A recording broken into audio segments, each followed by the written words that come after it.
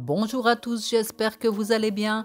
Aujourd'hui, je voulais vous présenter Karen Tikka, un plat algérien avec des origines oranaises. On peut le trouver dans les rues avec des marchands ambulants qui le mettent dans des morceaux de baguettes bien croustillantes. Alors la texture, c'est quand il est bien chaud, le dessus est croustillant et l'intérieur est un peu coulant, mais quand il refroidit, ça ressemble un petit peu à un flan ou à un gratin. C'est un plat très énergétique car le pois chiche est plein de protéines et il est très peu calorique. Donc nous allons voir comment préparer cette merveille. Donc nous aurons besoin d'un grand plat.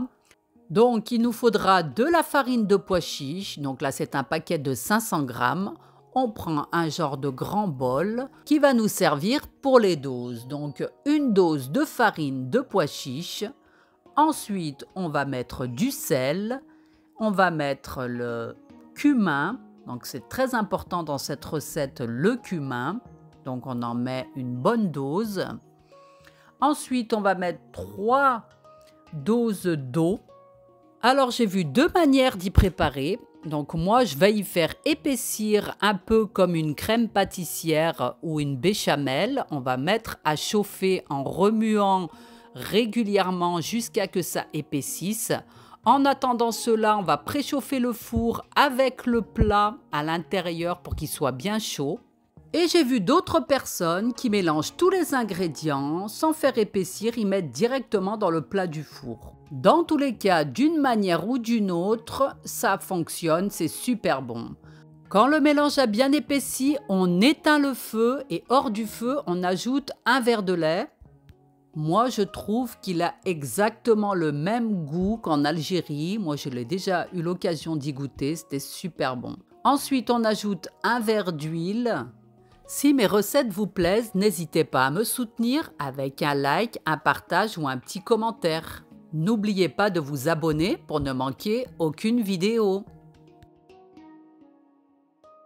On ajoute 3 portions de fromage avec 2 œufs. Donc pour le fromage, c'est soit vous le mettez tout de suite, soit quand vous avez versé dans votre plat toute la préparation, vous pouvez couper des tout petits bouts de fromage un peu partout pour que ça gratine.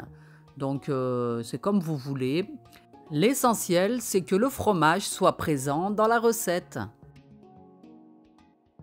Quand tout est bien mélangé, nous allons verser la préparation dans le plat qui est très chaud. Donc attention aux éclaboussures parce que si vous regardez bien sur les rebords, quand ça tombe, ça fait des petites bulles.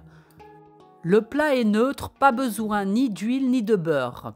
Quand on a versé toute la préparation, on enfourne cela à 200-220 degrés jusqu'à ce que ce soit bien gratiné. Et voilà comment ramener les saveurs de l'Algérie jusqu'à dans votre cuisine. C'est une recette qui est simple et facile à préparer. Il suffit d'avoir les bons ingrédients. Je vous souhaite un bon appétit et je vous dis à bientôt.